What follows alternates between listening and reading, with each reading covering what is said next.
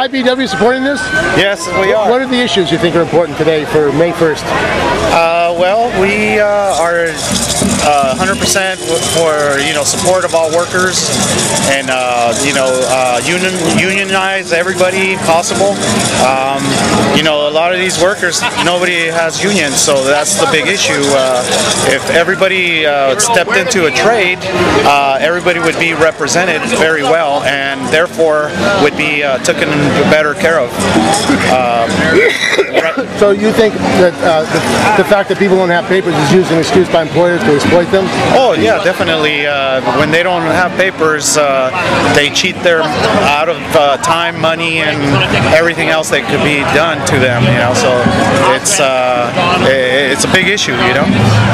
And how has it affected the labor movement? Do you think people would be more likely to join unions if they weren't afraid of being raided or that kind of thing? Yeah, it's a little bit of instructing them and maybe letting them know that unions do take care of their people and help them with benefits and pension and everything else that comes along with it.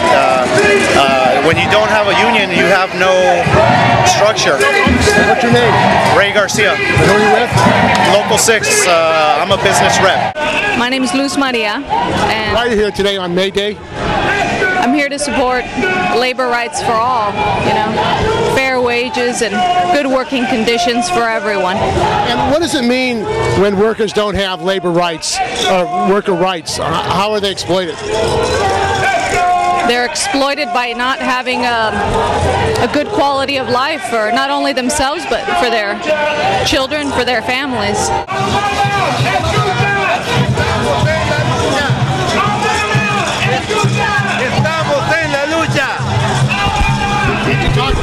Today. Very good.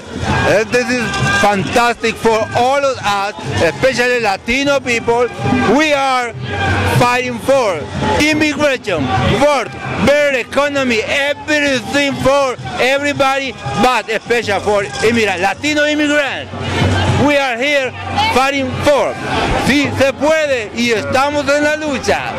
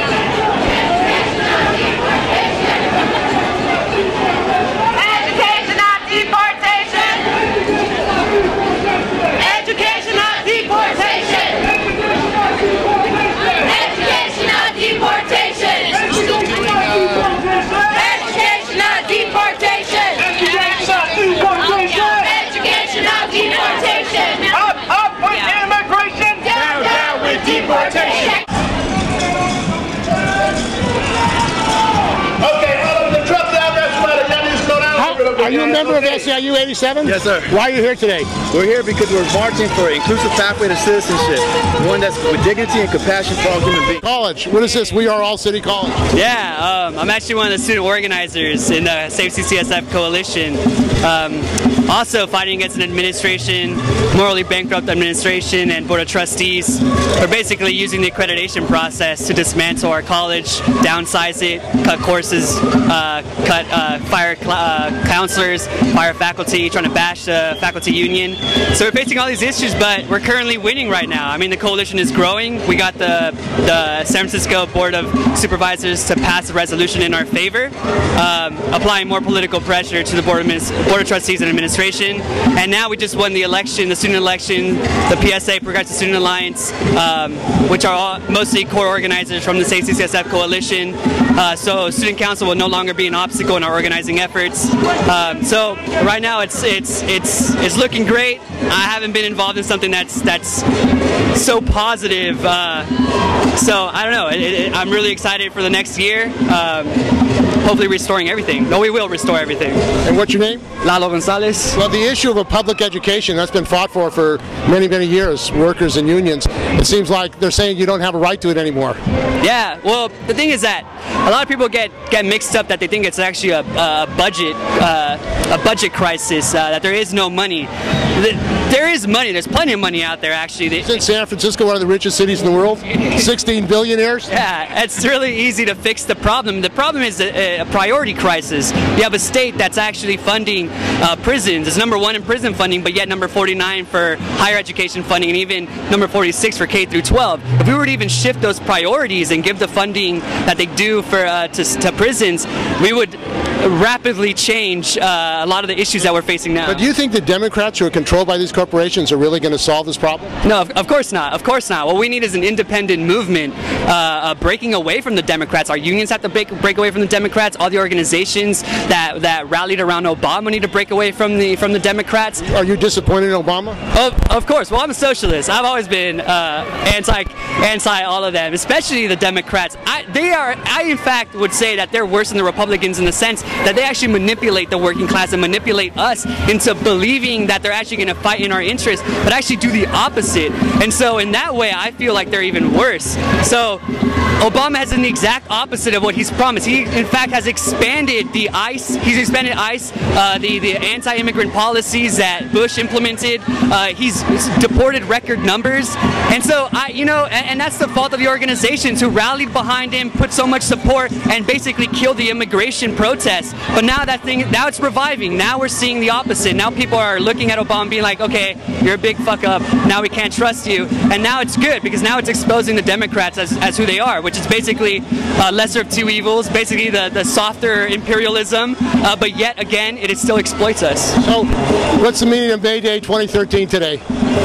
What was that? What's the meaning for you today on May Day 2013? I think, it's to build on the current struggle. I mean, this struggle has been going on for decades. For me this year, every time I'm involved in May Day, for me it's just a building block to reach what I hope is a revolution to overthrow this system. This system is absolutely rotten, and I'm proud to see people from different sectors of this of society coming out to protest for basic worker rights, for human rights, immigrant rights. That's necessary, and I really feel like that's gonna change soon.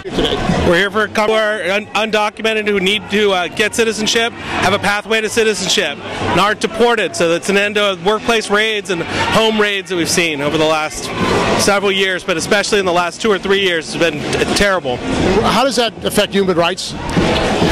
Well, people can't really stand up for their rights if they have no rights, civil rights. It's very hard for them to defend their human rights, their rights as workers, their rights as members of the community.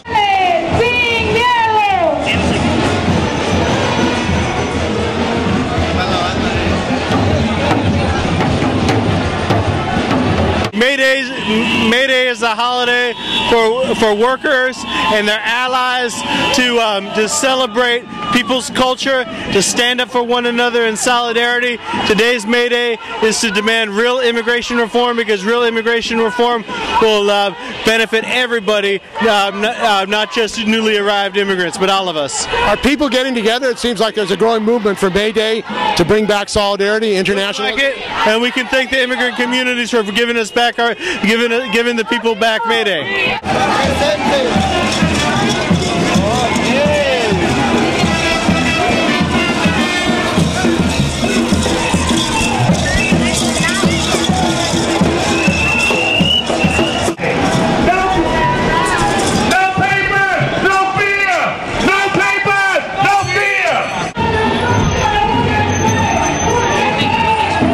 For a general strike? Absolutely. You know, it happened before, and we can definitely do it again. I think we got a little glimpse of it, was it back in 2011 with Oakland, and I think we can expand out here in the city, and it would be ideal to really get that solidarity we need amongst the workers to shut down the city, because if you stop the flow of capital, obviously that's one of the main reasons why, right, is that it affects their profit margin. But I think, you know, we really need to build solidarity and coalitions and community amongst the workers, because I think right now we're really atomized. You know, we're really just separated, and there's a lot of good causes out here, like a lot of individual issues, but I think there's not something linking us systemically, and that needs to be discussed. So what does May Day 2013 mean to you today?